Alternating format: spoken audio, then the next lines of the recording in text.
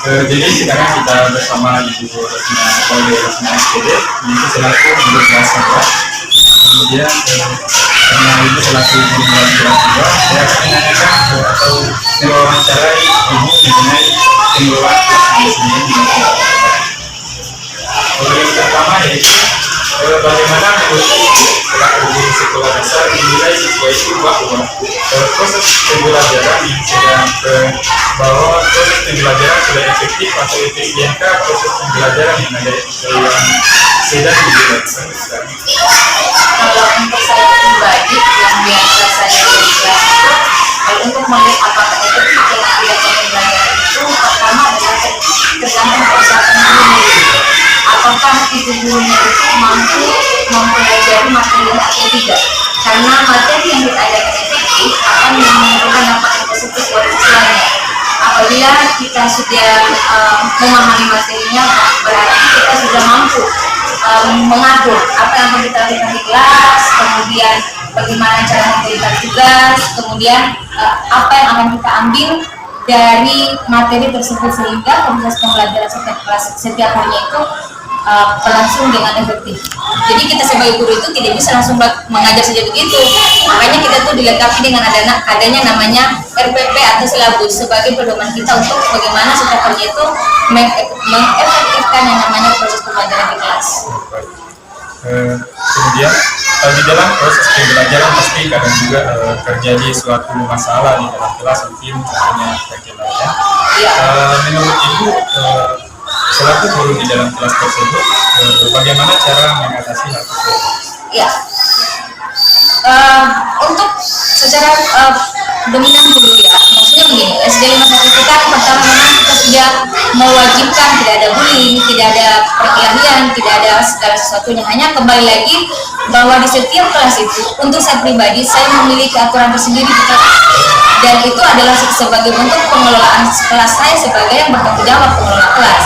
Karena kan apapun yang terjadi, gurunya juga akan menjadi sumber masalah apabila terjadi sesuatu yang bermasalah dengan siswanya. Jadi pertama untuk melakukan supaya menghindari yang namanya perkelahian, bullying dan segala macam itu saya membuat aturan bahwa kalau misalkan salah satunya ya sampai contoh, kalau misalkan ada siswa saya yang berkelahi dengan siswa lain ataupun di luar dari kelas saya, maka yang saya akan hukum. Hukuman itu bukan berlaku tindakan apa. Pertama adalah supaya anak itu jerah atau takut dengan melakukan hal yang seperti itu. Yang kedua adalah ketika kalian bermasalah, maka jalan salah satunya adalah kita akan ke kepala sekolah dan akan kita selesaikan secara hukum.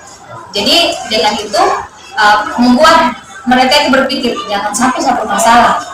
Jadi dengan metode yang saya terapkan salah satunya itu adalah supaya anak-anak tidak melakukan tindakan-tindakan di luar dari apa yang tidak diharapkan. Dan alhamdulillah ya selama saya pegang kelas, mungkin saya terlalu disiplin atau mungkin saya terlalu tekankan supaya tidak terjadi begitu, belum pernah ada siswa saya bermasalah.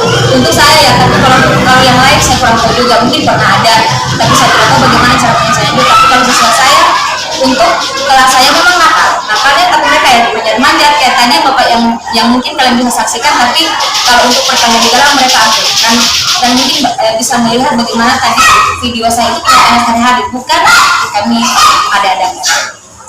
Yang terakhir itu bagaimana jika siswa datang dan memiliki datang ke sekolah dan membawa masalah dari rumah, kan itu mengganggu memberikan dampak bagi teman-teman.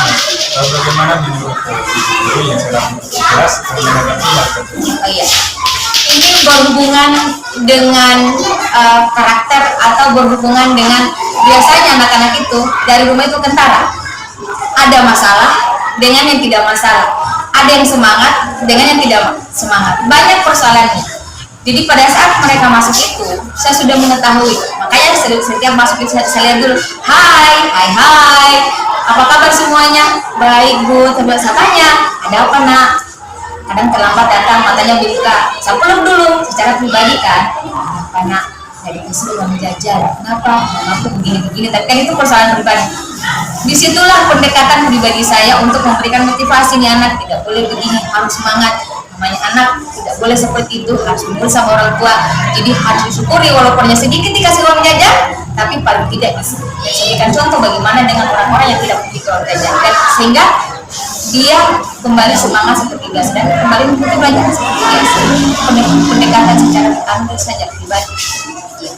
Baik, terima kasih. Mungkin itu saja yang saya tanyakan. Adalah si adanya SDM pribadi. Saya berterima kasih banyak kepada Ibu karena telah memberikan saya waktu untuk mewawancarai Ibu. Sama-sama. Sekian dari saya mengenai pengelolaan kelas yang ada di SDN 21 Kendari. Saya ucapkan bila itu sabilillah, Assalamualaikum warahmatullahi wabarakatuh.